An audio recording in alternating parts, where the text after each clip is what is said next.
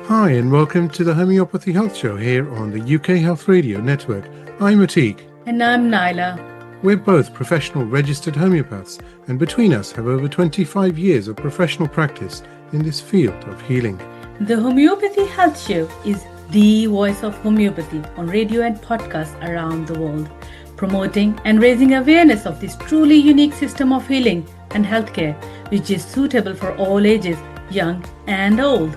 Every week, we invite guests from the world of homeopathy to come and share their experiences, their work, offer insights, and essentially talk all things homeopathy. Visit www.ukhealthradio.com to listen now. To find out more about us, you can visit us at www.homeopathyinpractice.co.uk. And whilst you are there, do subscribe to our newsletter. Be inspired and join the conversation. So let's begin today's show here on the UK Health Radio Network, the world's #1 talk health radio. Real feel-good radio. Hi, and welcome to another episode of the Homeopathy Health Show here on the UK Health Radio Network. And I am Atiq. And I'm Naila. Welcome, everyone. We are wishing you, again, a very blessed new year. Belated, I know. But my God, doesn't January seem to just absolutely fly by? It's like sitting on a rocket, isn't it? And all those New Year's resolutions, which we shared last week, do you remember any of them? It's always quite funny, isn't it? Because we always start the new year and we think, oh, I'm going to do this and I'm going to do that. And by week 3, which we're in now, it's like, do you know what? Let's just carry on how we used to be and get back into our comfort zone. It's all fun, isn't it?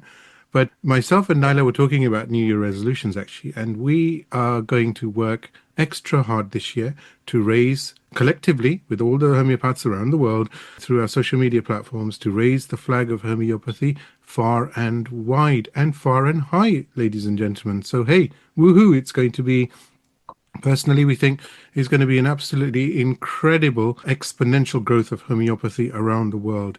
And we always do like to remind you that we are now top 5% of global podcasts out of 4.2 million people. As Naila would say, how can people talk so much? And that's so true. But there you go.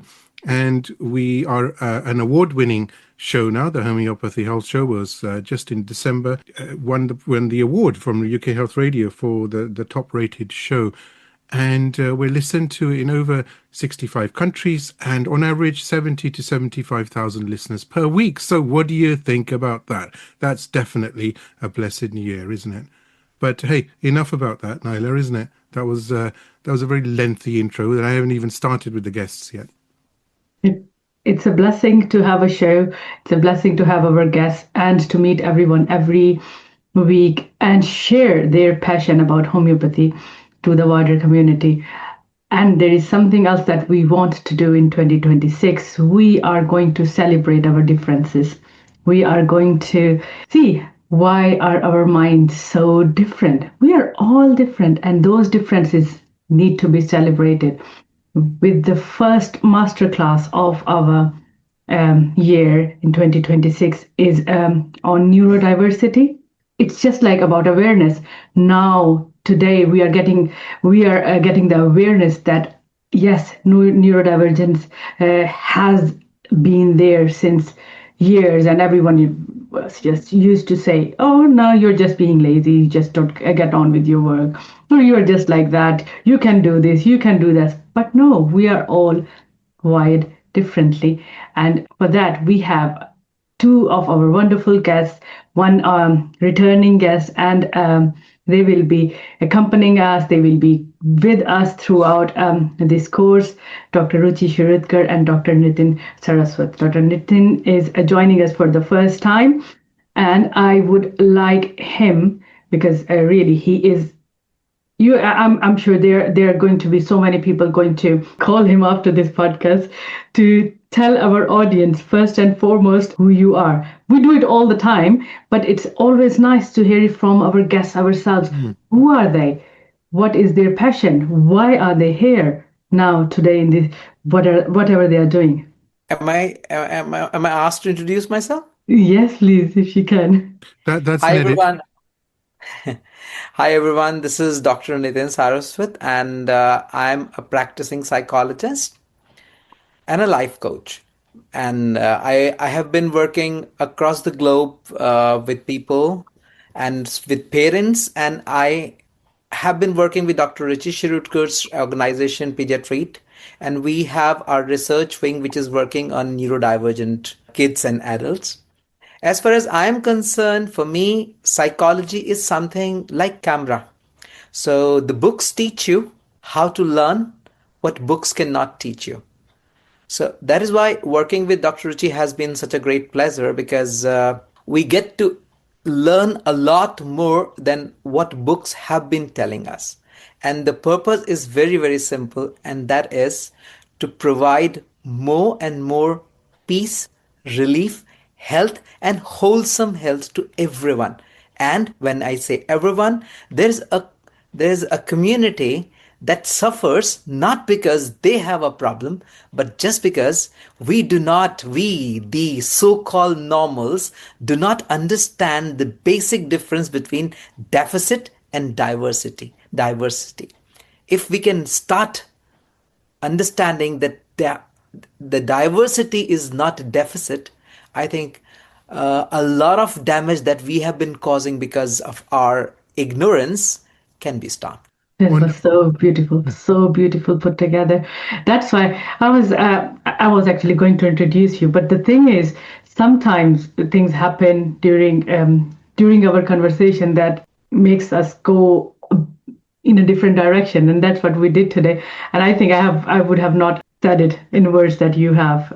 That's why you are here and going to be part of this course because we all need it. Absolutely. So, hey, we need to just slightly slightly go back and introduce Dr. Ruchi Shirudkar. And she was actually on episode 145, was she not, Naila, on the Homeopathy Health Show. So do check that out as well. She is the founder and director of Pediatreat, and she brings a wealth of experience in pediatric homeopathy. And this course that we are going to offer on homeopathy in practice reflects her methodology, deep case analysis, precision in her remedy selection, and she is absolutely incredible, I have to say. And well, Dr. Nitin, welcome, of course, from both of us, and your expertise. I just was thinking, we were having a conversation just several weeks back, all of us, and we were talking about perceptions. And, since that conversation, myself and Naila, we've been thinking about this and talking about this. And do you know what? In the 21st century, okay, where we are surrounded by progress and achievement, it's amazing, isn't it, that we have come so far, and yet in some terms, we obviously, this is homeopathy, so we're not going to get political, but in some terms we've gone back so far, right? But hey, it's okay in the 21st century to be different. And even that word I use with very carefully, with caution, because it's not actually different. It's how we are as human beings. We are diverse, and it's okay. It's absolutely fine. We all have something to offer, something incredible, and it's just about that stage of recognition, is it not? And perception. We spoke about perception, did we not? It's all about perception, isn't it? You know, Dr. Ruchi. Yeah, I completely agree with you. I also feel when we say different or diverse, I think diverse is a better word because when we say different, we consider ourselves as normal I'm and far from the normal, by the way. we consider ourselves to be in the bracket and then rest of the people outside the bracket, and that is why we label them as neurodivergent or ADHD or whatever. I feel diverse is the better word because they are not, as Dr. Nitin said, deficit, they are just differently abled. But at the same time, yes, I cannot deny the fact when I see a lot of neurodivergent kids, there are difficulties which we as parents or as a family go through when we are dealing with them, speech delay or interpersonal social difficulties. And what we are really going to do in this class or what we are going to study remedies. We are also going to understand the psychology behind it, and we are going to help them, and as well as them and homeopathic doctors and parents, to a better understanding and a better measures to help such kids, I feel. Yeah, and it's also it's a blessing, is it not, for homeopathy, because it doesn't. I know diagnostics are there and they're very important. Of course, absolutely they are, pivotal. But homeopathy is so far advanced because it's not about that, is it? It's not about classification. It's not about modularization. It's about who are you and what have you got that we can help you with. It's wonderful, isn't it? Because that removes any fear or worry or anxiety, does it not? Because you're not labeling. You're just saying, okay, you've had a test, you've had this, but hey, do you know what? Talk to me. Let's see how we can help you. I think it's such a humble system of medicine. And I say this we talk, when Naila and I, we discuss, we obviously go into very deep conversations sometimes, and we're talking, aren't we, Naila, about this all the time? It's so beautiful, isn't it? Homeopathy has no ego. It's a humble system of medicine.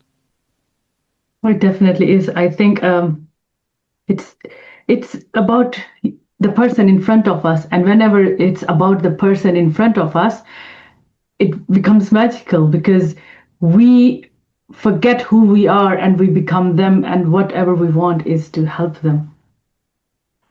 So before we start on talking about this, because we can keep on talking on this topic and how homeopathy can do this and that, let's go and deep dive into what brought you here.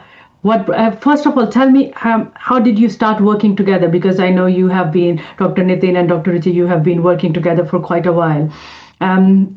Would you like to tell this to our audience? How is this working? Yeah, I like to share, because earlier, as every homeopath do, we take a detailed case, study the case, select the remedy, and give the remedy.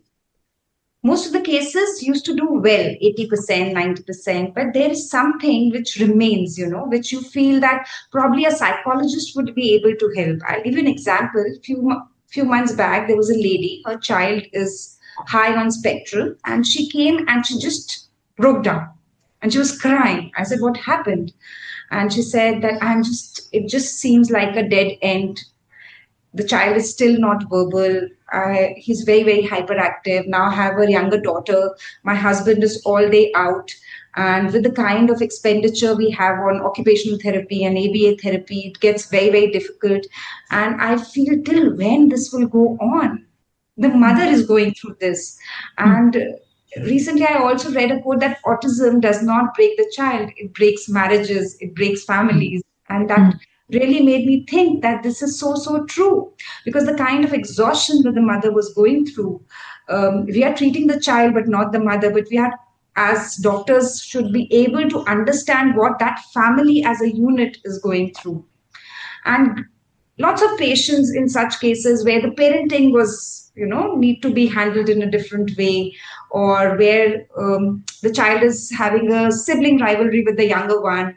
So I felt that there is probably a need of a counselor, not only homeopathy, someone who can guide them, tell them what they are, and help the family as a unit.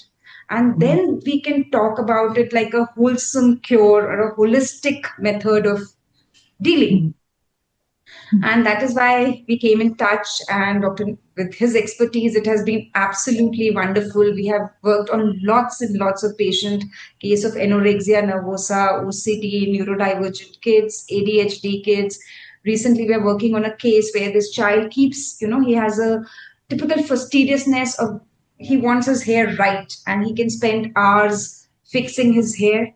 So many kids and adults, and I would say even families, they come together, and it's more holistic, it's more curative. Yeah, so I felt that only homeopathic medicine is not the need of the hour. We need a therapist who can help the family and the child, and then we can do the more better way to treat the child. And how do you then help, Dr. Nitin? How do you complement this aspect? Would you like to share your expertise in that? Absolutely. Like what I always believe that in India, there is an institution of the homeopaths, like a very reputed institution for the homeopaths. And they have a very good practice that when a doctor is taking the case history, they always have an observer for the doctor who is taking the case history. And they always ask the doctor, why did you ask the question that you asked? And when I heard it for the first time, I was also pretty young, and I said, wow, you cannot separate homeopathy and psychology at all. But the problem is, a homeopathic doctor, it's too much of an ask to expect a homeopathic doctor to become a psychologist. So when I got the chance to work with Dr. Ruchi, I started like there were a lot of cases which came to me, and I thought that, oh my God, we need to take them off the medication. And for taking them off the medication, I started referring them to Dr. Ruchi and with her homeopathic medication, because I was already having the history, and I was able to provide her some of the insights that quite possible she might not have been able to pick if she had had the case for the first time, because the patient came to me first, I got the history, and I had the tools and time of a psychologist, because I can take a history for an hour. A homeopathic doctor cannot give an hour to a patient, practically not possible. And even if the doctor tries to give an hour, even then the mind is stuck in the rubric, in the physicals, etc., etc., etc. The mind is not stuck like investigating the way a psychologist investigates, the way we break the defense mechanism, the way we see, okay, how the person is manipulating their own self, what are the self-sabotage states the person is into.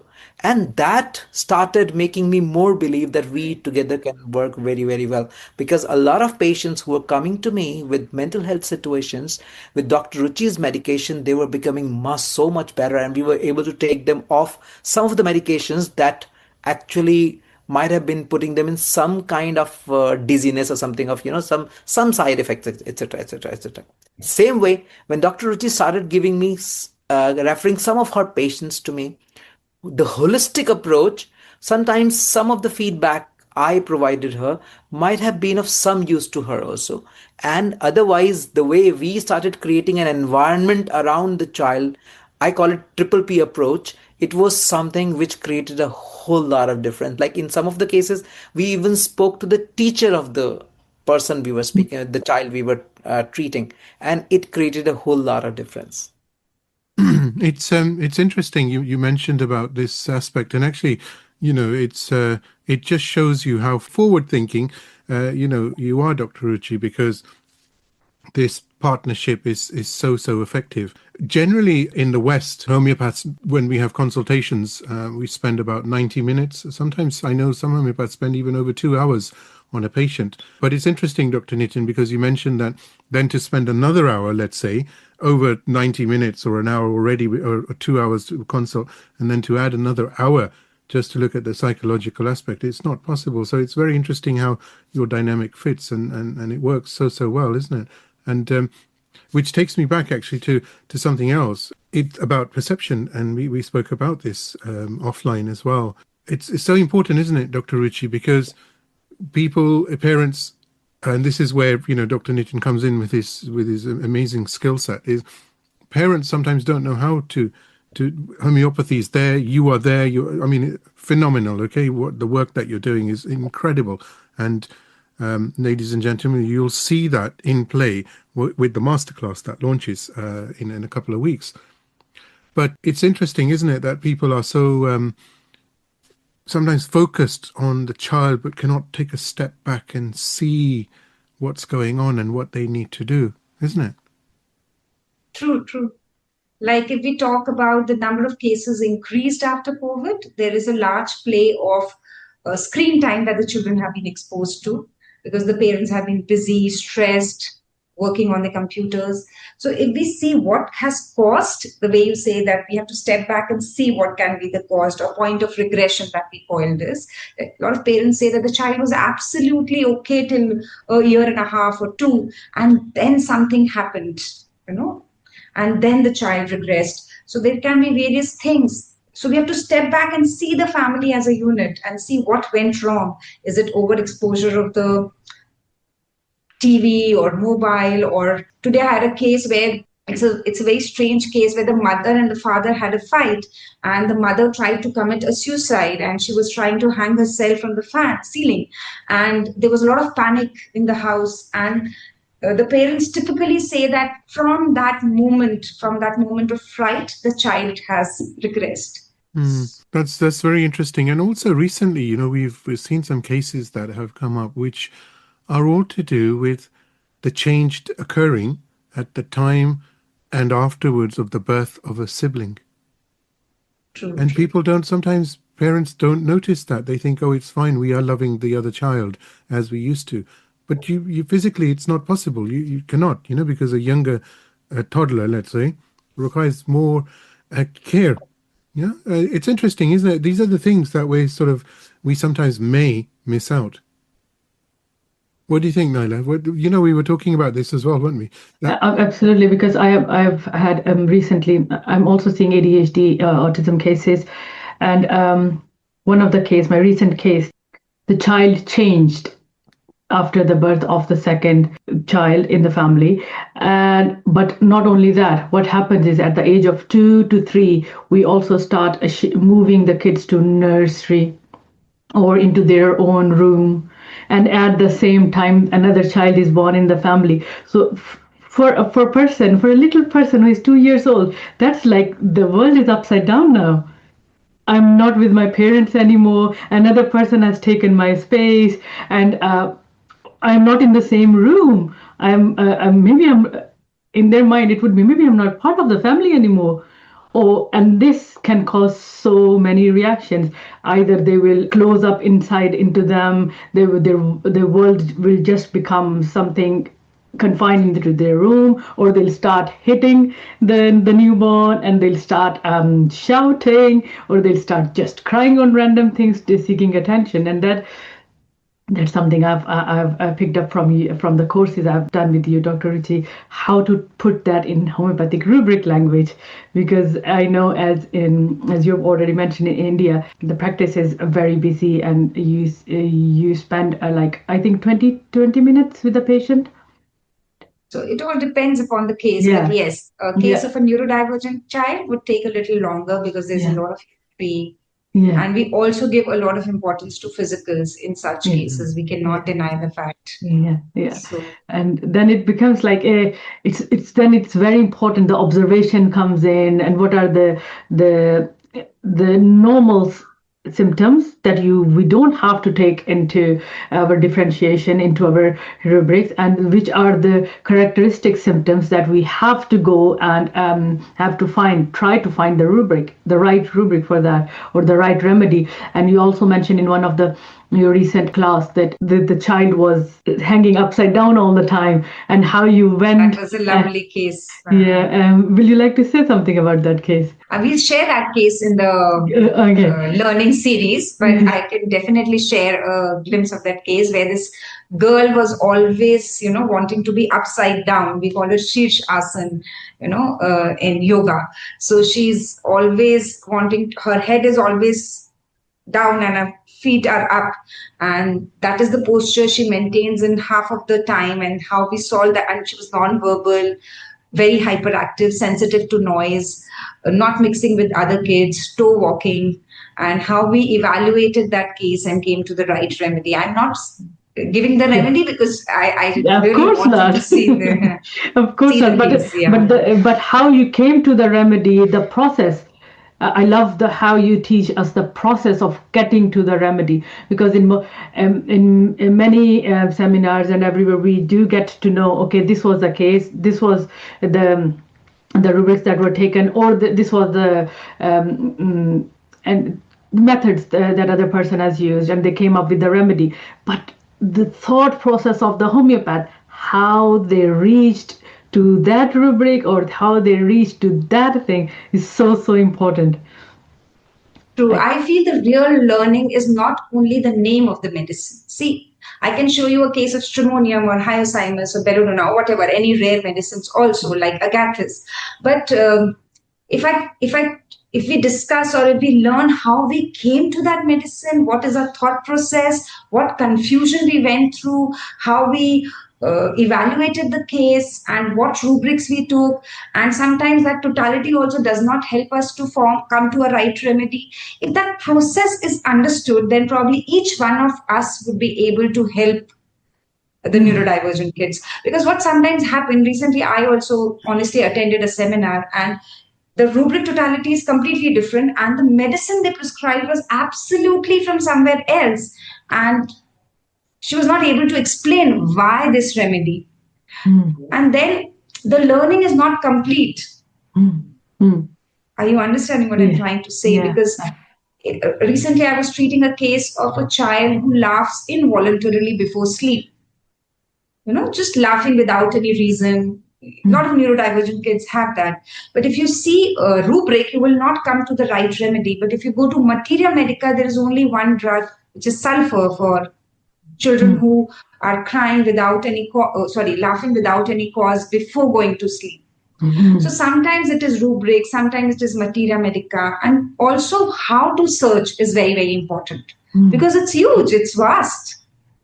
So I think that is the proper learning, where you are also telling them that this is the confusion and this is how I came to this remedy and these were the difficulties. Because otherwise we present a very rosy picture. Okay, this was this, and it doesn't happen. We are all struggling. We are all confused. We are all cracking our brains that, okay, what to give.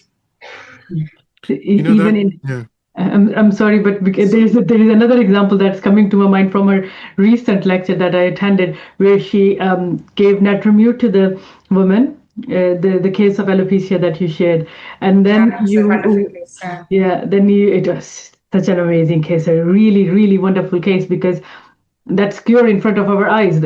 Like the person, hair is very, very important for any one of us, and how that came back, and she said it. I gave her Natramure, but that didn't do anything, and I had to reevaluate and see which remedy fits more. And then she went on to selecting phosphorus according to her picture. But that doesn't mean that phosphorus will be the remedy for alopecia for everyone. It was the remedy for her at that time, because he showed us the totality, how she came up, what were the important things in that case that we have to take, and then evaluate the remedies.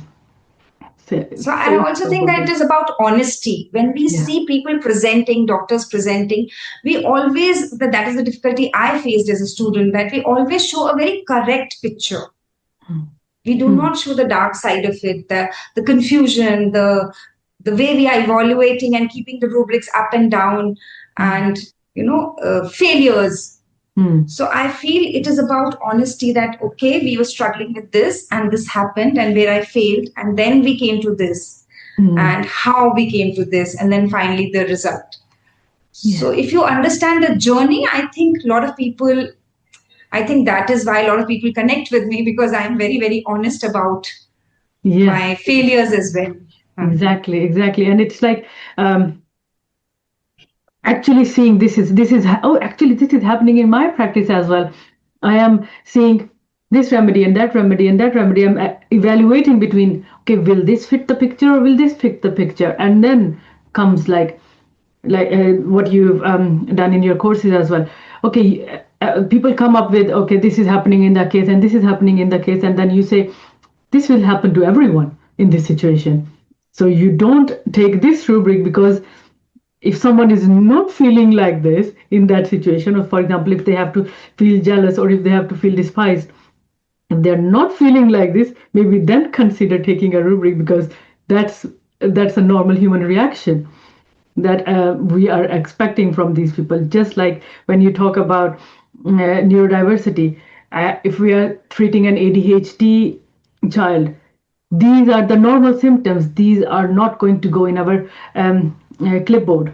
Leave them aside and pick up on these signs. If you see something like the person is playing with their fingers all the time, maybe that needs to go in the clipboard. Or if they are moving around in circles, or circle is something that autistic children do anyways, but There's so many other rubrics, like if they are just putting their face in their mother's lap all the time, hiding behind the mother, or pushing the mother aside, or not looking at the doctor, playing with one toy, dropping it on the floor, picking up another toy, dropping it on the floor. These are the signs that we have to pick up when we are treating children, especially neurodiverse children.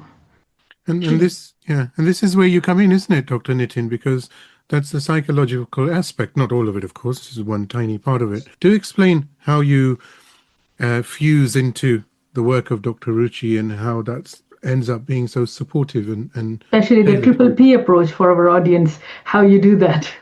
Yeah.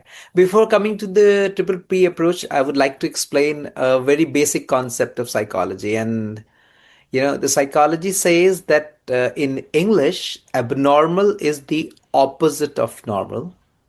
In psychology, abnormal is just an extreme of normal. So Wow. if we start understanding the basic concept, we will understand that every time we are tagging a child with a particular brand of disease, especially the mental health problems, we have to see that a lot of it might be present in the so-called people without diagnosis also. A lot of part of when we deal with bipolars, when we deal with BPDs, when we deal with OCDs, it is no different psychologically when we are dealing with a person who has a problem with control freakness. Believe me, I have a complete study of mine where we are working on attitudinal impact of on the mental health disorders, and we are creating a book on pre-preventive psychology where we can prevent a lot of mental health disorders from coming in place just if we can start working on the attitude part of it. Just look at OCD and you'll see the way a person, the triggering point of the OCD, when the person, you start saying, oh my God, the person has got OCD. And the moment you see a person who is a control freak, you will find so many similarities. A lot of things can be corrected. A lot of relief can be brought if we can start treating the attitudinal part of a problem. Like especially with the child, a lot of, just a very simple tip, avoiding the word no with an ADHD. And I have done it with so many patients with Dr. Ruchi also. Like there was a young adult me and Dr. Ruchi were working with, and he was, when the person came to us, he was no more a child, he was a 20-year-old boy. And there was a big problem. The moment the father says no, he used to go berserk, absolute violent. And the only difference I made with the parents was I made them sit down and said, you can say no by not saying no. We are not asking you to submit to the demand that the boy is making. Like the boy used to make a demand, draw the curtains in, and that's not enough. Put a sheet or the block all the sunlight from coming. And he used to put headphones all the time. And then he used to demand a lot of things like that. I said, in place of saying no, learn to figure out a way where the word no is not there, because the no was the trigger of the child. I was working with another child, that was a child in US, and the parents had a problem. Like the moment the father says there will be consequences, the child will start crying and crying like anything and cry for hours and hours and hours. All we needed to do was to correct the way the child was being dealt, and a lot of problems were solved. So a lot of problems get solved with children if you start, even adults, if you start communicating in a bit different way. And if an adult is in a situation to talk to us and we start creating the clarity of emotion in the head of the adult, a lot of problems which are medical problems can be sorted out. And in some cases, when we provide that kind of info to Dr. Ruchi, she can even tweak her medication, I guess also. She will be the better one to speak about that. I think he's so right, because we were dealing with some teenagers who who were not studying, who were glued to their Instagram and, reacting, defiant. And then when I referred them to him, they became so much better because the parents knew how to deal with them. Because otherwise, the parents say, oh, the room is in a mess. You're always with your phone, and the child would react. So the whole harmony, the whole dynamics of the family completely changed once the parents are open to, talking to a therapist. So where we as homeopaths fail, because our focus is mainly on the child and we are busy finding a rubric or a correct medicine for the child. We may give some tips, but the kind of patience, the kind of repeated therapy a family or a child can go through, it makes a lot of difference. I have seen it with lots of my patients.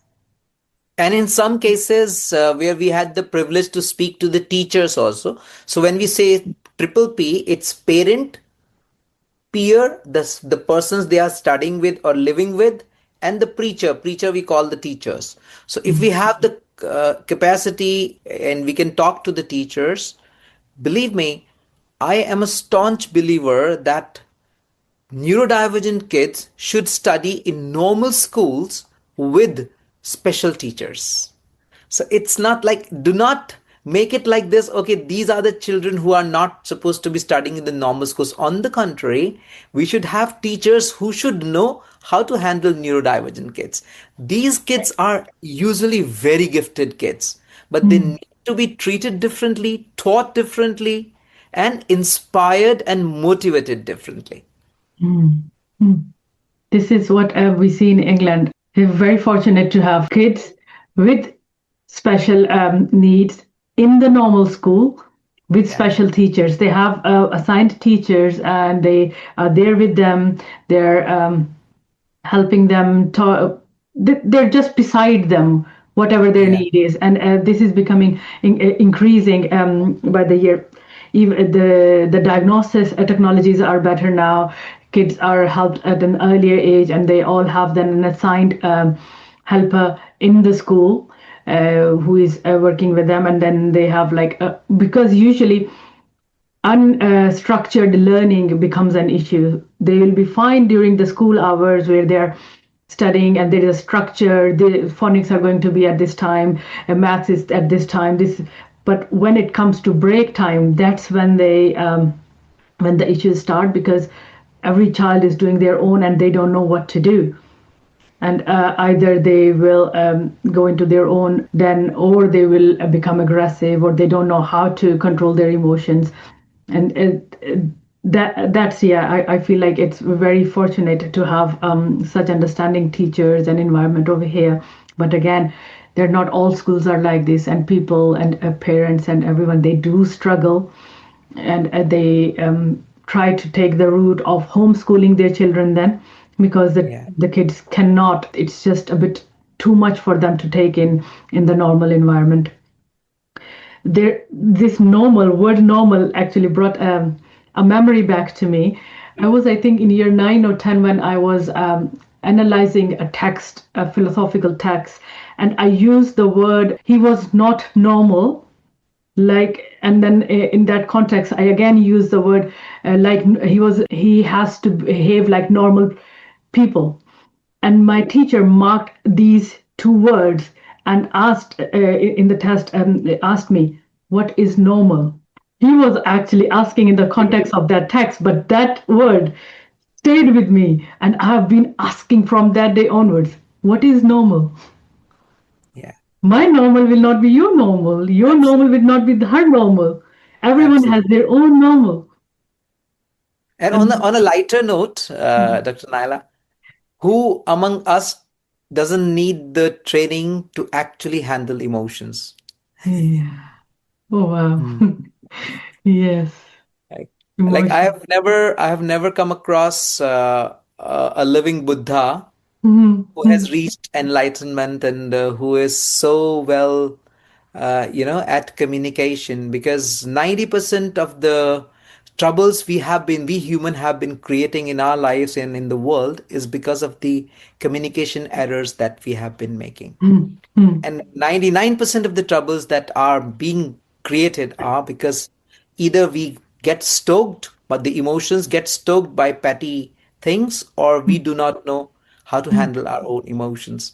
These kids, especially, are a bit more in need of help than we all are. Mm, mm. Or maybe we are in need of help to help these individuals who are there for a different purpose than the Absolutely. 80% of the population. So beautifully put. Yeah. Absolutely. Yeah, it's amazing because yes, we need the training. All of Yeah. us need the training to help them, and that's why you both are with us, and we are going to train the homeopaths, the future of our helpers, to get the training. So anyone walking into their door, anyone asking for help, can get the help that they need.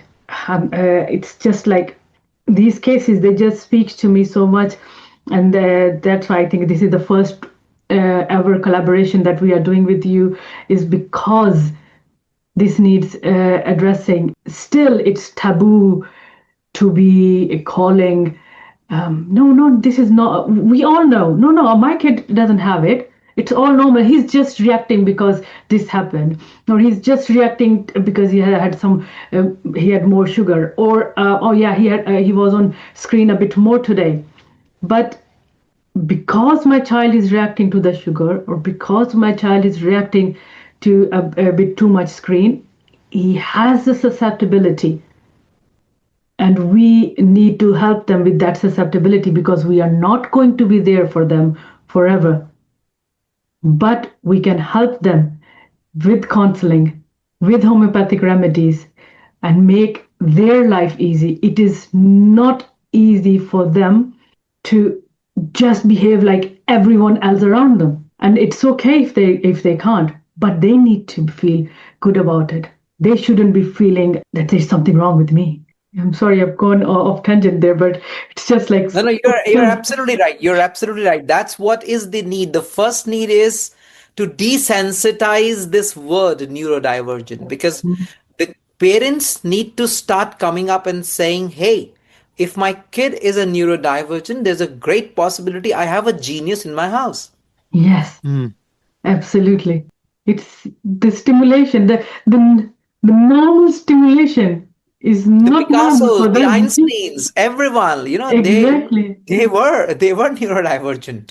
Exactly. Oh, so well It's put. like the gift to see the world in a different way. It's like just they speak Chinese, we speak Japanese, but that that doesn't mean that they do not speak the language. They have a different language that goes in. And the Yeah. latest research that is going on, and I was so happy to hear and see this being discussed and debated now, that 90% of the mental health disorders, they can you cannot deny that there is no neurodivergent part in it. Mm, So even mm, when we talk about bipolars, we talk about BPDs. Bipolar is almost now they have accepted that it's a neurodivergent problem. mm, But mm, even in the cases they were saying no, it's not neurodivergent. So the scope of neurodivergent, it is becoming bigger and bigger, and I have no proof to prove it, but my experience says if we can, like Dr. Ruchi and her organization is doing a great job, because if we can catch these neurodivergent kids at their younger age, the possibility of creating the genius out of them, it becomes bigger and bigger, because a lot of genius get crushed by the system, not because they mm, were not capable, and we are guilty of it. And mm, not mm, only neurodivergent, people who think differently, the people who you call philosophers, people you call artists, they are the people who think differently. They are not in line in the straight jacket mindset of the world. And that's why pediatric has been doing a great job, and Dr. Ruchi, the way she has been helping these kids and the kind of empathy she has for them, I think homeopathy in practice, I must say you're doing one kind of a holy job by doing these workshops, because we even if we can touch 5% of the parents, mm, and Dr. Ruchi can touch 10% of the autistic children or neurodivergent children, we will be able to help a lot, because the point is to create that kind of an awareness. Please do not try to avoid and feel ashamed if you, even if your child is neurodivergent. It may be a thing to celebrate. Was so Oh, nicely beautifully put again. said. I would like to take this further and ask Dr. Ruchi, for parents, for everyone who is with children, what are those early signs they have to look towards that there is something that can be helped? Yeah, so when we talk of early signs, the first early sign is that the child does not have a social smile, which comes very, very early, before 1 year of age. When you look at the child and you smile, the child smiles back. So lack of social smile, which you can pick before the first birthday also. Second is toe walking. The child usually walks on toes. Third is delayed speech. Here comes the major, problem. When we say delayed speech, a lot of people rationalize that, okay, boys learn to talk late only, or his father was also a late speaker, or he started talking very late, or they go to an ENT and get the ear test done, whether the hearing is right or not, and they say, okay, wait. But that wait is, we are wasting time. So delayed speech, and with delayed speech, the child is not responding to name. So if you're calling his name, that Raghav, and the child is not even looking at you, it is also a warning sign. The child is not deaf, the child is not responding. The fifth thing is that the child does not want to mix with other kids. The man is a social animal. We all want people. But the child prefers to play alone. So if there are guests at home, or if you take the child down to the park, the child is on his own. He's not mixing, he's not mingling with other kids. He's not even interested. He's busy playing alone. Then comes the smaller signs that the child is lining up the toys, or want to see a specific cartoon each day, wants to wear the same dress each day, spinning, turning in circles. These are minor signs that you can pick up. Not able to make friends, is more aloof, obsessed with little things, a little detailing, want a specific blanket to be placed in a specific way, wants to see one typical movie every night before going to bed. So monomania kind of thing. So these are the early signs where you can pick up, just between 1.5, 2.5, and you can say, okay, there's something which is not right. Wonderful. Thank you for this. Hyperactivity is the biggest, but I see a lot of children hyperactive these days because of too much of coming in there.